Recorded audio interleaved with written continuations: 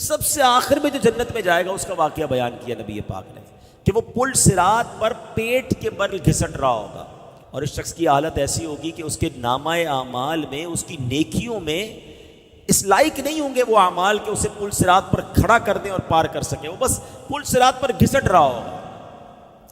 اور یہ پل صراط کیسا ہوگا؟ جہنم کی پشت پر بنا ہوا پل، تلوار سے زیادہ تیز، بال سے زیادہ باریک، اندھیرے میں ڈوبا ہوا۔ اب یہ اپنے رب کریم کو اس حالت میں پکارے گا، اللہ اکبر، کیا درد بھری پکار ہوگی، اے میرے رب مجھے جنت میں پہنچا دے، میرے رحمان و رحیم اللہ مجھے جہنم سے نجات عطا فرما دے۔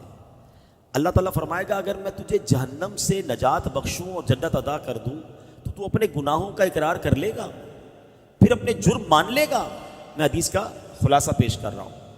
تو وہ کہے گا کہ ہاں یا اللہ بس تو مجھے اس مشکل سے نکال دے، جنت میں داخل کر دے، جہنم سے بچا لے، میں اپنے گناہ مان لوں گا۔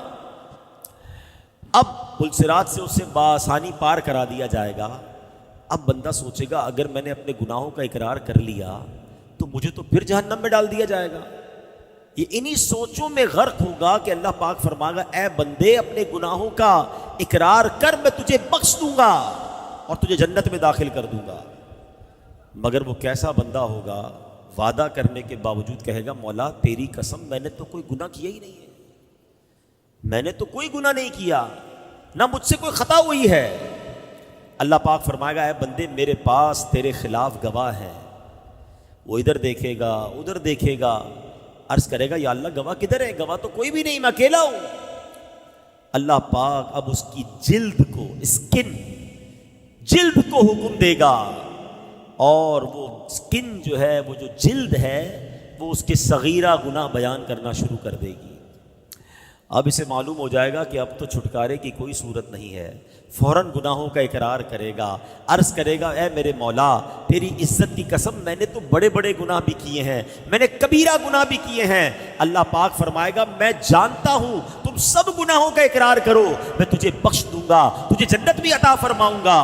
پس وہ اپنے سارے گناہوں کا اقرار کر لے گا، اقبال جرم کر لے گا، اللہ کریم اسے جنت میں داخل فرما دے گا، اس کے سارے گناہ معاف فرما دے گا۔ نبی پاک علیہ الصلوۃ والسلام فرماتے ہیں یہ سب سے کم رتبے والا جنتی ہوگا۔